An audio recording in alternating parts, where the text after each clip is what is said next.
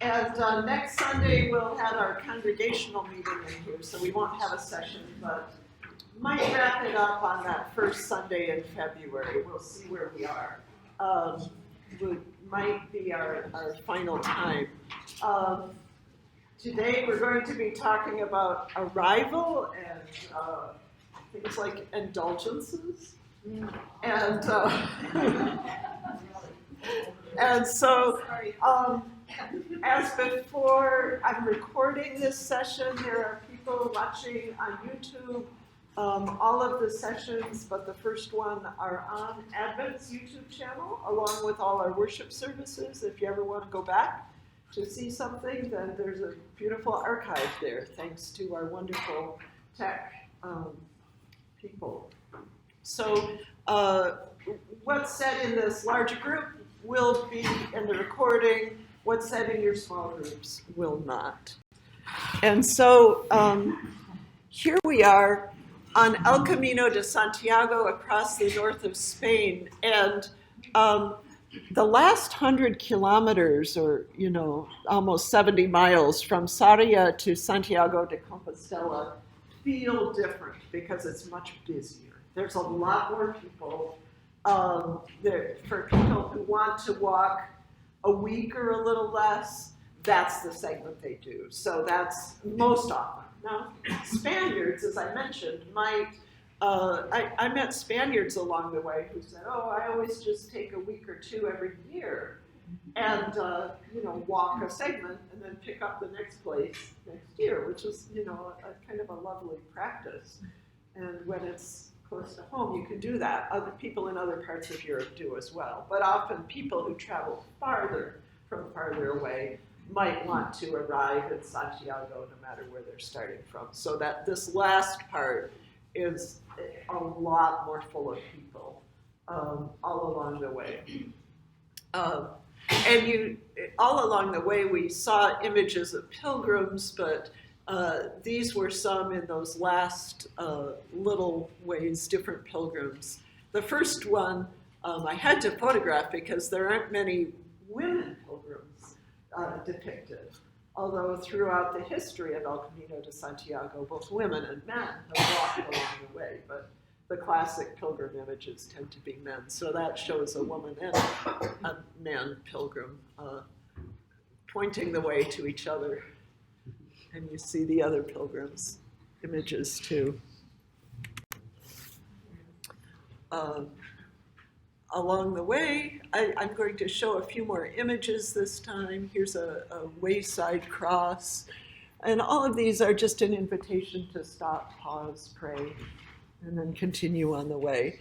Because this was a mother with child, I was praying for my own children, as well as those of companions, as well as, all of the parents and children.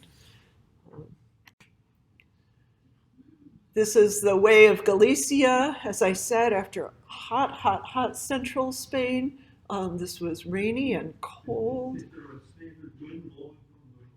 Right? Often windy, yes. Good observation.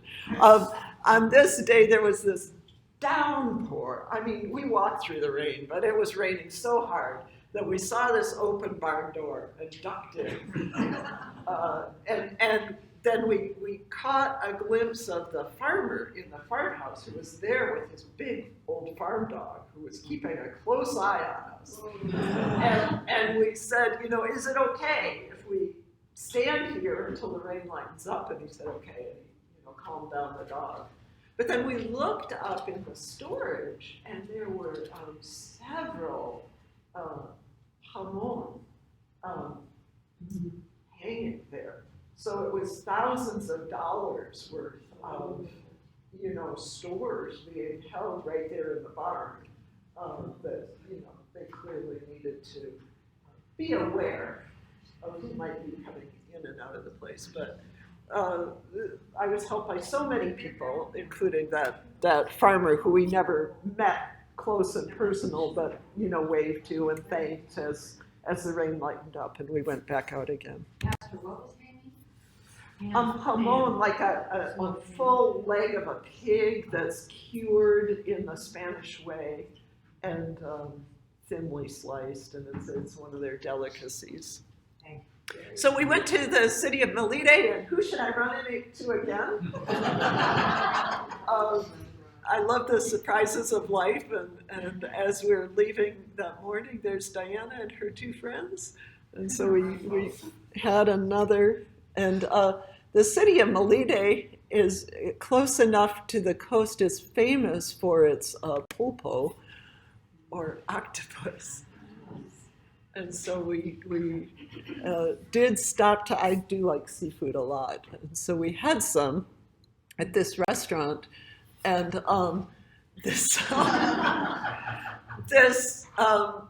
we sat right next to this big poster for Indian motorcycle, American muscle, and I said, well, I know some people who would appreciate that.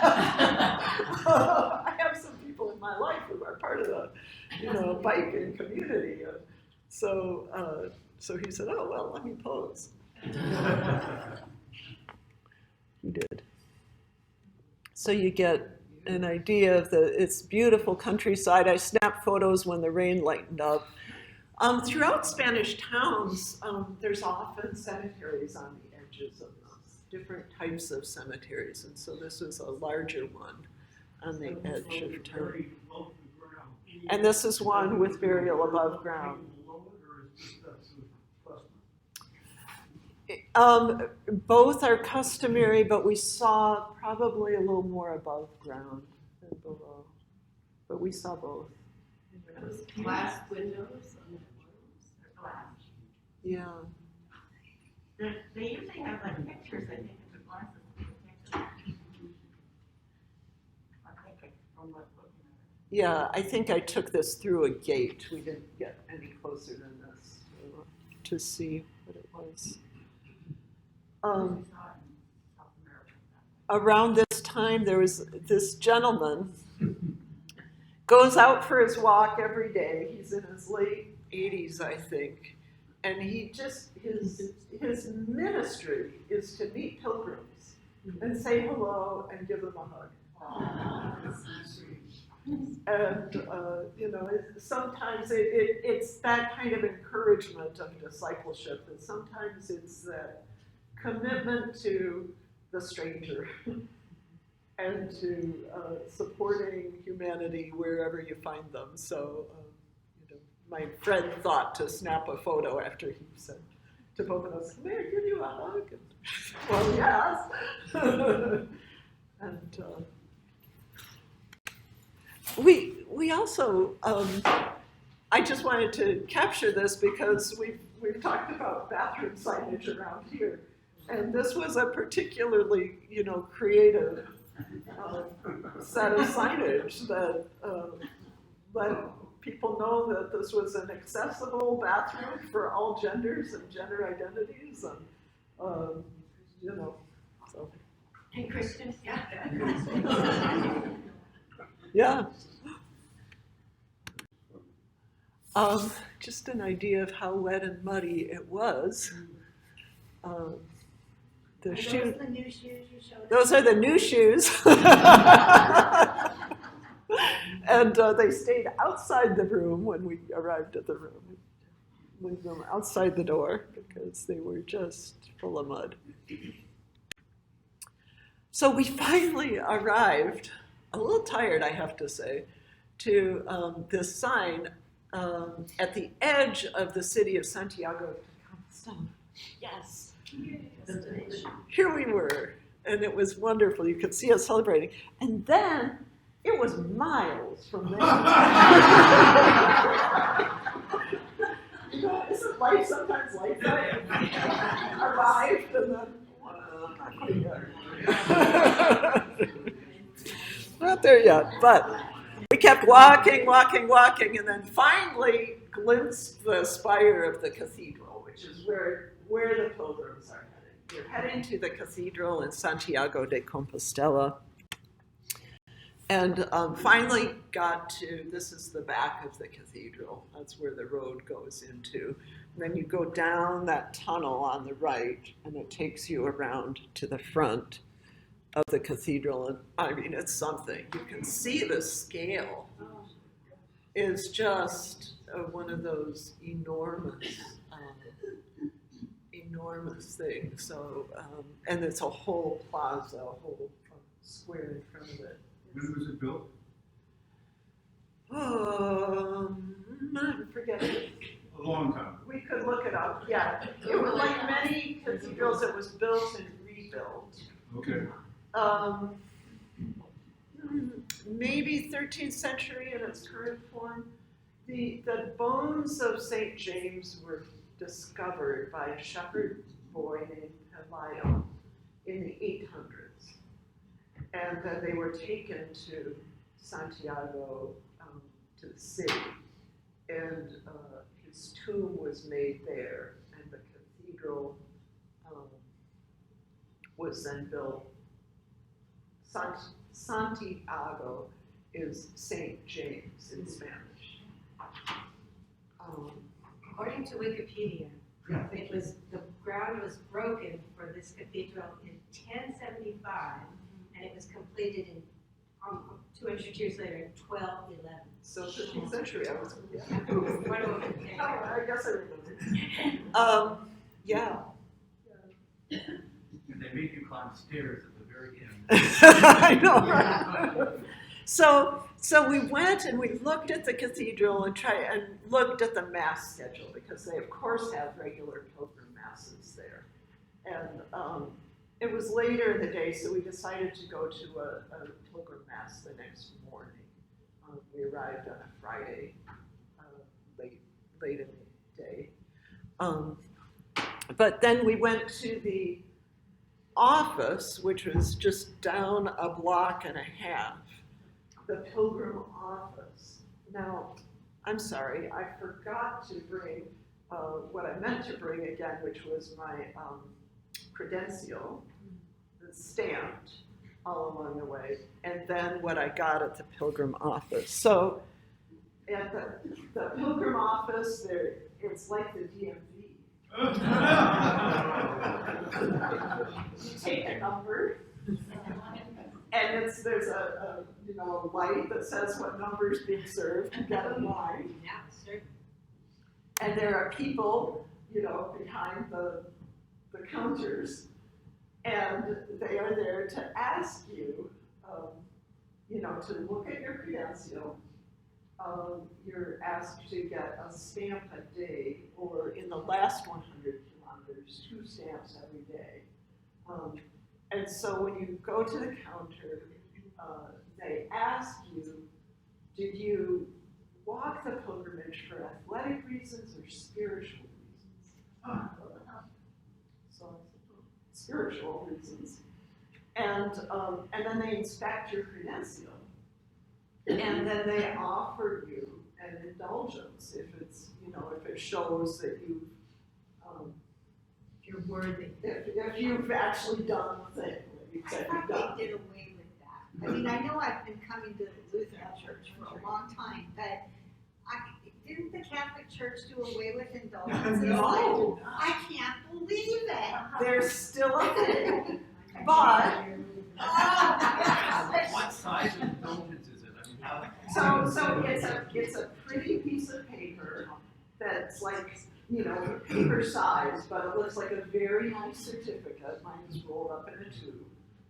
And I can't remember whether it was free or whether I paid 10 euros. Honestly, I was so tired of checking out that day, But it's different from Luther's time in the sense that it's same in some ways and different in others, and that's what I want to talk about. So, what's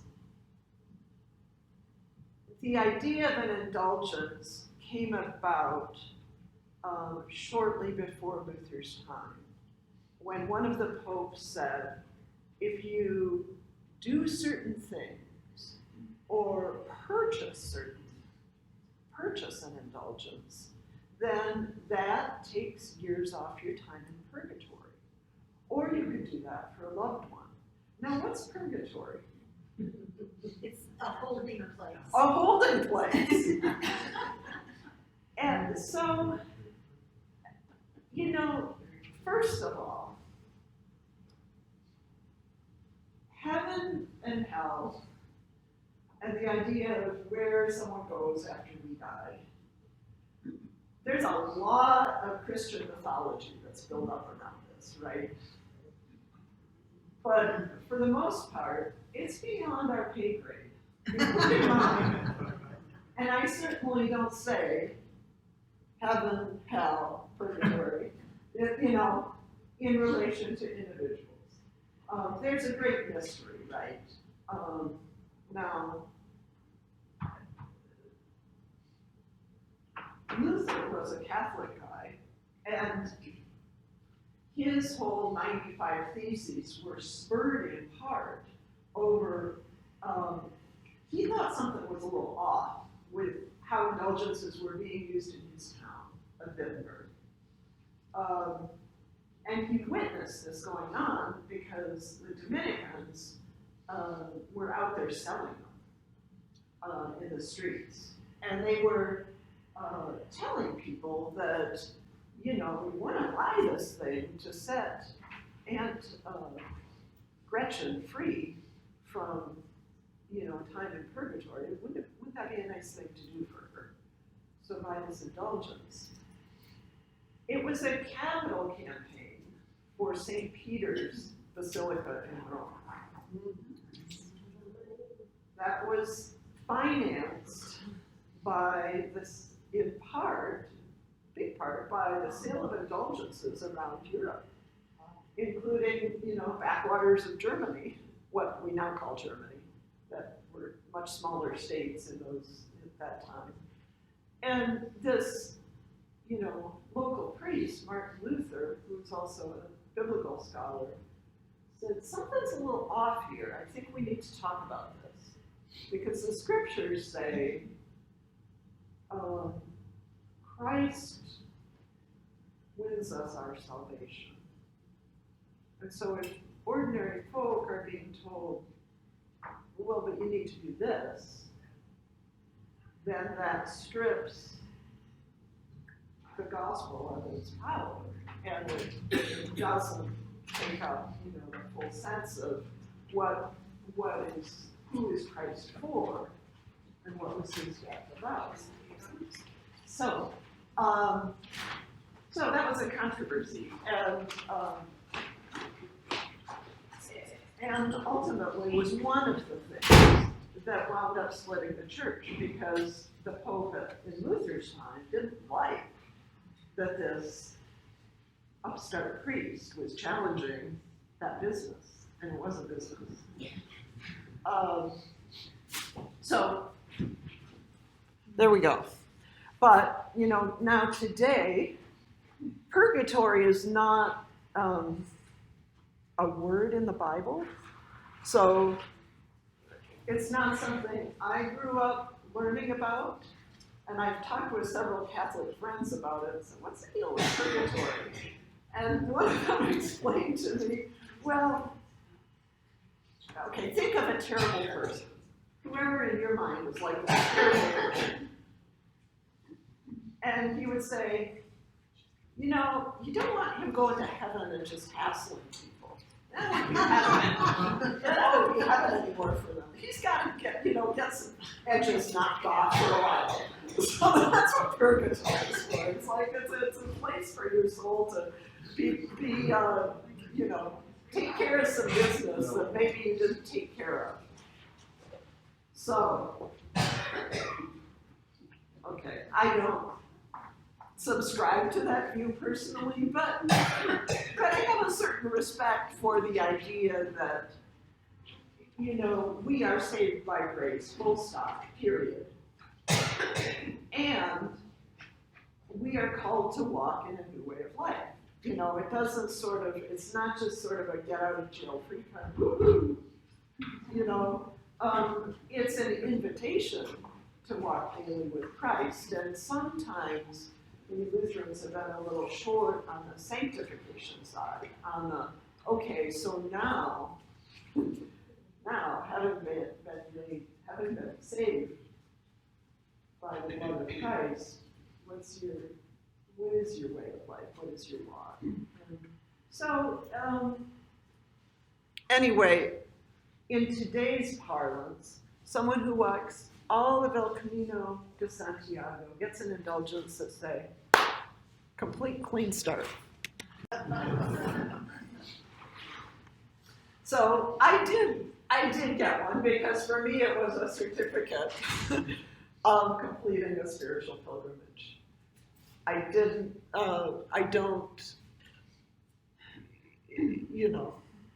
don't subscribe to the view that I sort of won myself a brand new clean start. Again, the journey is the way. I received many spiritual benefits along the way, and it wasn't the piece of paper at the end. It's the way, just like in the way of life. God works within us and in us in many ways, in many times. So, Anita, did they actually call it an indulgence? Yeah. It wasn't called a certificate of completion, right? it's a plenary indulgence. It really is. May I interject my Yes. story about this? I was a lecturer at San Jose State in the Humanities Honors Program, and I usually did for the one team, did the Cross and Reformation lecture. And one year I did that, including the indulgences and the role in the Reformation process. And my colleague, who is Catholic, we, by the way, were very good friends, had signed up for the next lecture on the Catholic Reformation because there was such a thing. And she spent most of her lecture explaining what current practice is about indulgences. And up until that point, I had barely known that they still existed. But so I learned a great deal about it. Is there anything more about it that you can shed light on for us? Well, I don't remember being too partisan about Luther's view on indulgences, but clearly she was not happy with what I said. So I felt the next lecture was a correction. So in other words, I mean, for some, it's an encouragement. It's an encouragement to say, you know what, if you have vacation time, maybe the best thing for you is to go on a cruise, or maybe it's to walk up a spiritual pilgrimage, you know? And so it's a church's way of encouraging a spiritual practice, just like other spiritual practices, and that's how I see it. You know, in today's dollars, you know, maybe the indulgence would cost like $1,000 or something like that in Luther's time. So that's not the current practice, right? The current practice is an encouragement to spiritual life and practice.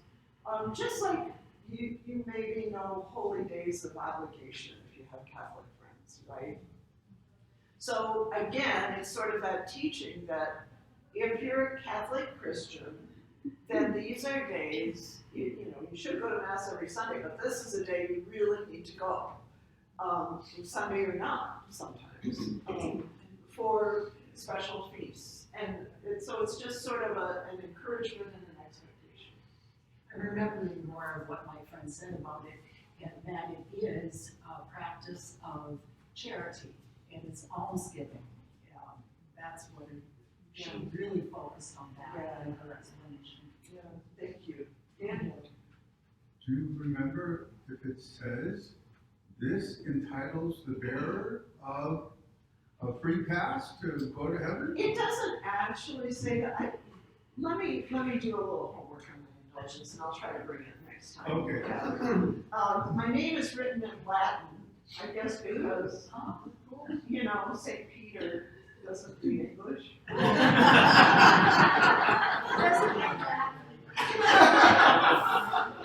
Probably means everything now. Is it written in Spanish? Is it written No, in it's English? in Latin. In Latin, whoa, well, you definitely need to brush up on your Latin. Yes, God. And that's a purgatory. Just- This was my understanding. The train of thought is, Jesus gave Peter the keys to the kingdom for loosing and binding. Basically for saying, you're in, you're out. And therefore, the representatives of St. Peter Yes, are given the keys to you're in, you're out, thank you. which include indulgence, saying, yeah, God gave me the power to make this discretion. And I think that's how you could argue That is- possibly. Thank you for bringing that up, because that is the interpretation that is at work here, is that St. Peter and St. Peter's representative, which is the Pope, and then all down through the hierarchy to the parish level of priests who, say in, out, good, bad, heard your confession, you're forgiven, all of that. So, our interpretation of that gospel reading is a little different. It's not all vested in Peter. It is the church as a whole has the power to forgive sins in Christ's name. So, all of us here are given the power to forgive. But that, those are two different explanations of Scripture. So I didn't hear this, but was it just you got this as a result of you being able to complete it? You didn't have to pay money for this, right? Or did So I completed it, and it's possible, my friend, I didn't remember paying money, but my friend remembered paying 10 euros. Oh, So, but then you're saying that this is going to To some sort of charity. Yeah. It's not going and like it it was did nominal. to a capital campaign to build a building. Right. But at this point, it's like, okay, it can go to. And it might just, even a processing fee. Right, thing, right, because right, they have right. this whole operation and these pilgrim offices that they have to maintain to support the journey. So I'm curious if you happen to know, is like when people do the pilgrimage to the Virgin of Guadalupe, and they do that whole process, would there be something like that at the end for them? I don't know, possibly.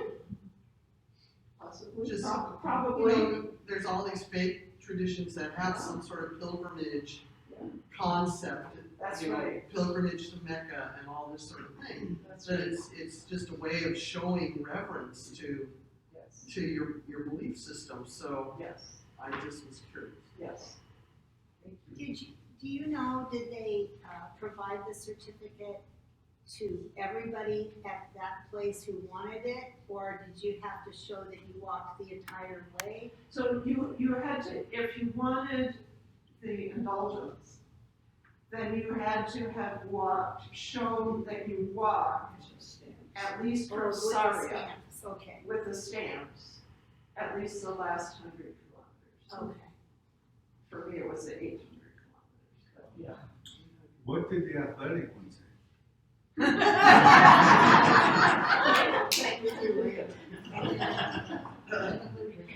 I think I actually got it both. I'll look.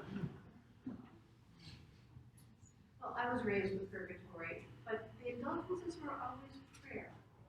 There was never any monetary. It was, if you were praying for the dead, then so many Hail Marys or Our Fathers could relieve them of fine. Okay, so that was, you prayed for people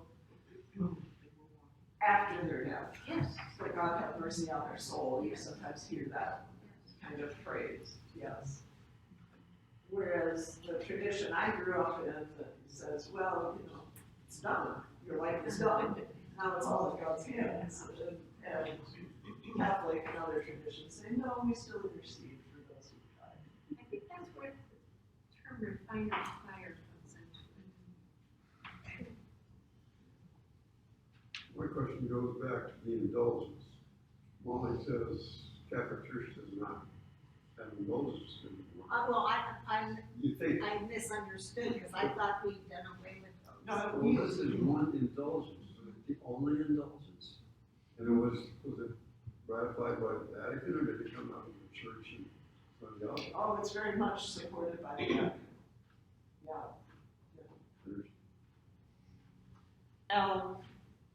So, Research this. this is the week of prayer for Christian unity. And as I mentioned in my pastor's article on Friday, the feast day of St. Peter is January 18th, the feast day of St. Paul is January 25th. So these 8 days are traditionally the week of prayer for Christian unity, because these were important leaders in the early church who didn't always see eye to eye, who had some real things that they had to work out according to the scriptures. And they did. And so, so I think this is a good topic for us in this kind of week of prayer for Christian unity, noting that there's a variety of teaching, actually even within the Lutheran Church, on heaven and hell, for instance. Because there's our scriptures don't kind of give you a 5-point program on heaven and hell. There's a lot that's in different types of language, imagery language, rather than sort of here's the program. The focus is much more on salvation through Christ and obedience to God, God's way. So, respecting, the other thing I will say is I met and became friends with a Jesuit man this summer, and had a few back and forths with him. And he says, "Oh, Luther could be taught in any of our seminaries today." I don't know that he is, but that Luther's core ideas and reforms are now a part of the theological tradition of the Catholic Church. And still, there's diversity, for sure, in theology and practice. You know, the fact that now some Catholics, the idea of an indulgence or even walking a pilgrimage or something like that is far from their mind. There's a lot of diversity within the Catholic Church in how people practice their faith. So, so how do we hold these differences? I'll invite you with each other to tell a story of a time that you engaged with a Christian tradition that's different than the one you were coming from. Maybe it was a good friend, maybe it was just somebody you met one day, maybe it's a family member. How did you grow an appreciation for that teaching and practice coming from different Christian tradition? What was your experience? What was your curiosity around that, learning and appreciation for a different Christian tradition than your own? I'll give you a few minutes around your tables. I recognize not everyone might have a story, but probably many of us have brushed up against something. And it might be an in-depth story, or it might be just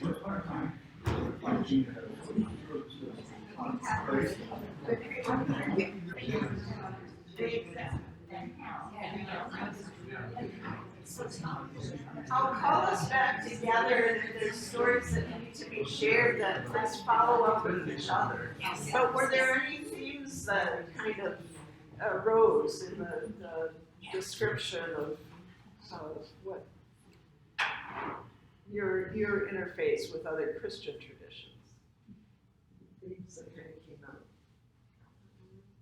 Around our table, it was mostly other Christian traditions, which include possibly one or two of the Lutheran ones of church traditions that don't allow women or LGBTQ people into what, even their counseling. Okay. Or else, who can Lay, take lay communion, or clergy leadership. or who can take communion in their church. Okay, Yeah, or be on council or vestry or what have you. right. So most of our stories involve that kind of thing. Interesting. And so that appreciation across difference can sometimes, there can be some sort of sharp differences sometimes that we feel. And it's one reason that we pray for Christian unity, because it's not easy always. Yes? I want to comment on, when I was Lutheran League president for 4 years in high school, and my pastor was extremely progressive as an ecumenical supporter in town. And he had us, the Lutheran League group, once a month visit another church. Mm-hmm. And, you know, it gave you an appreciation for all of it. I was telling them, we have, I don't know what denomination, but we call it a holy roller church. Something you laugh about. No, a Pentecostal church. Yeah. Yes. And we went there, and people, you know, they did roll on the aisles and they yelled, and so I walked away never laughing again, because they were so into and emotional and feeling about what they were doing. It was like, wow, maybe we gotta do a little more. So thank you. That's a great story of appreciation, because it's like traveling abroad. You see your own home differently, having lived somewhere else. So the same with other churches. It's like, oh, you know, we can snicker at these people, but when you're there appreciatively, you say, oh, boy, we're emotionally reserved, aren't we? In comparison, right? And that, you know, there's maybe a gift to be appreciated over there in that sense. So great, thank you. Great example.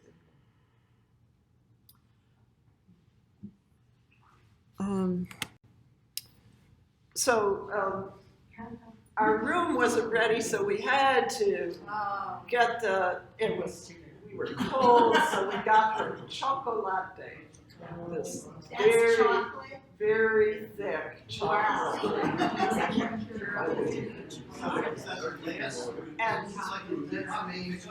yes.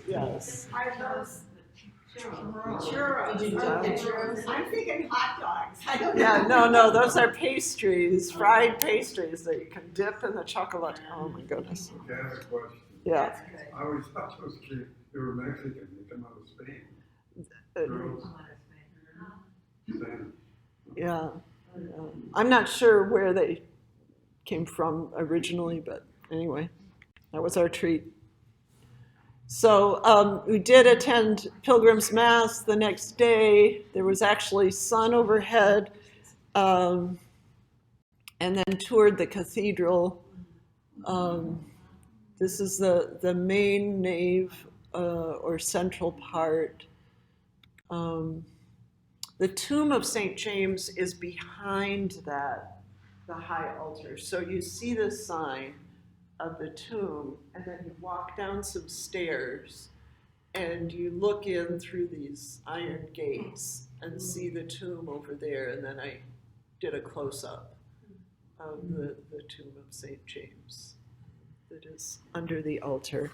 Now, who was James? So yeah, one of those guys we heard about this morning in the gospel reading. He left his dad. I can't believe that. They left their dad. Yeah, they did, didn't they? I don't know how. That's right, they left a lot. Yeah.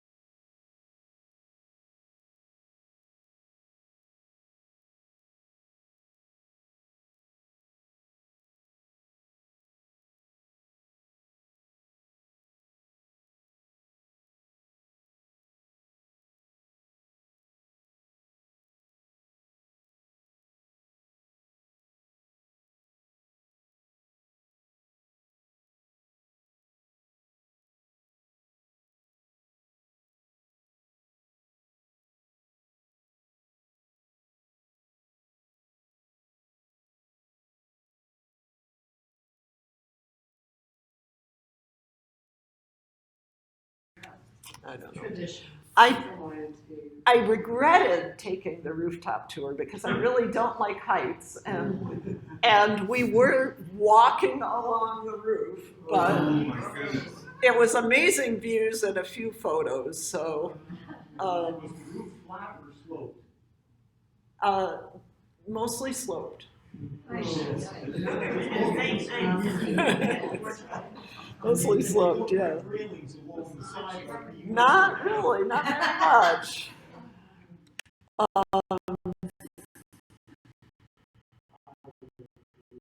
But anyway,